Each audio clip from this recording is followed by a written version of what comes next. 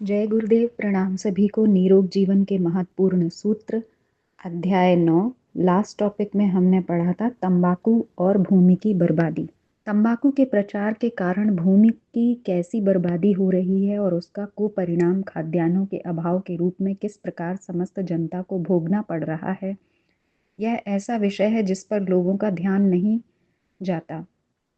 देशों में तंबाकू की कितनी खपत होती है इसके विश्वस्त और पूरे आंकड़े तो अभी हमारे सामने नहीं हैं, पर बीड़ी, सिगरेट, हुक्का खाने की तंबाकू और सूंघने की तंबाकू में कुल मिलाकर जितना व्यय होता है उसका अनुमान कोई लेखक 2 अरब, कोई 10 अरब और कोई 15 अरब लगाता है। कुछ भी हो, भारत की जनसंख्या और उसमें तंबाकू का व्यवहार करने वालों के अनुपात को देखते हुए इस रकम को 2-2.5 अरब माना जा सकता है। आजकल बाहर से तंबाकू थोड़ी ही आती है, इसलिए इतनी तंबाकू को देश में पैदा करने के लिए एकाध लाख एकड़ जमीन का प्रयोग होना स्वाभाविक ही है। तंबाकू के विषय में यह प्रसिद्ध है कि वह भूमि के सार तत्व को इतनी अधिक मात्रा में खींचती है कि फिर उस भूमि में और किसी वस्तु की खेती असंभव हो जाती है। इसीलिए सरकारी रिपोर्टों के अनुसार तंबाकू की खेती में काम आने वाली जमीन में से 60% में और कोई फसल नहीं होती, केवल 10% थोड़ा सा अन्न उपजता है, पर उसमें भी तंबाकू का दोष आ जाता है। किसान लोग तो तंबाकू की अच्छी नगद कीमत मिलने के लालच से इस कार्य को बंद नहीं कर सकते, पर सरकार और जनता को यह सोचना चाहिए कि अब देश में अन्न की बहुत अधिक तंगी हो गई है और करोड़ों नहीं अरबों रुपए का अन्न विदेशों से खरीद कर मंगाना पड़ता है। तो यहाँ की भूमि में तंबाकू जैसी निरर्थक और हानिकारक वस्तु की खेती क्यों कराई जाए। इस खेती के फल से एक तरफ लाखों मन अन्न का घाटा होता है और दूसरी तरफ एक ऐसी वस्तु की वृद्धि जो लोगों का स्वास्थ्य नष्ट करती है, उनको रोगी बनाती है और तरह तरह के नैतिक चारित्रिक दोष पैदा करती है।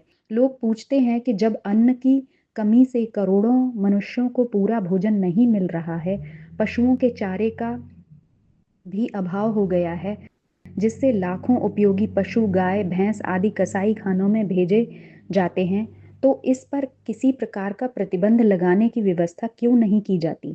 यदि तंबाकू से खराब होने वाले लाखों एकड़ जमीन अन्न, कपास, चारा आदि उपजाने के काम में लाई जाए तो उससे कितने लोगों और गांवों की प्राण रक्षा हो सकती है।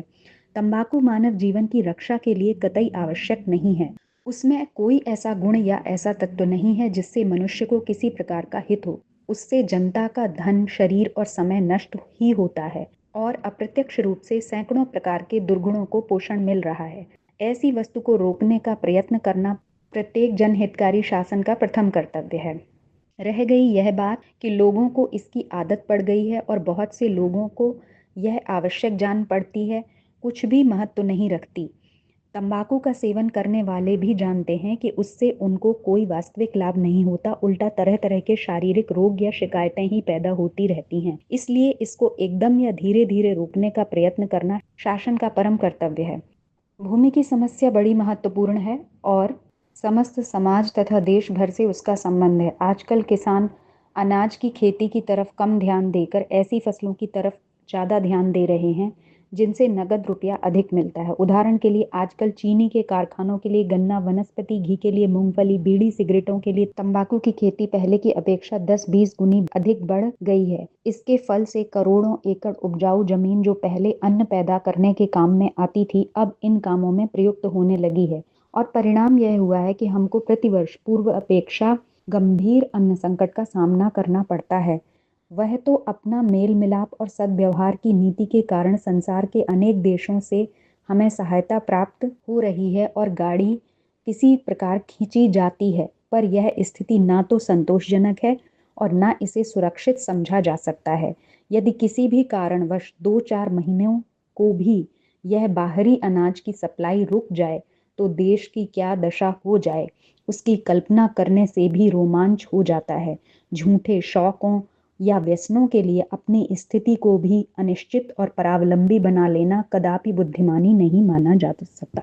तो आज के टॉपिक में हमने ये पढ़ा कि तंबाकू की खेती से हमारी जो भूमि है उसकी उर्वरा शक्ति कम हो जाती है, जिससे वहाँ पर अन्न उत्पादन नहीं हो पाता है ठीक तरह से, और जो 10% तक होता भी है वो अच्छी क्वालिटी का नहीं होता, उसमें भी तंबाकू का गुण आ जाता है। तो इसलिए हमें तंबाकू की खेती को रोकना चाहिए, क्योंकि वैसे ही हमारा देश खाद्यान्न संकट से जूझ रहा है। हमें बाहर से अन्न लेना पड़ता है क्योंकि हमारे यहाँ अन्न की पूर्ति नहीं हो पाती हमारे देश की जनसंख्या को देखते हुए। ऊपर से अगर हम तंबाकू की खेती करते हैं तो उससे हम भूमि की उर्वरा शक्ति को भी कम कर रहे हैं। किसान ऐसा इसलिए करते हैं क्योंकि उनको अधिक धन मिलता है, पर अगर हम उसको खाना बंद कर दें तो अपने आप उसमें गिरावट आ जाएगी और हमारे देश की बहुत अधिक संपदा, जो कि सही मायने में उपयोग हो सकती है, वो उपयोग होगी।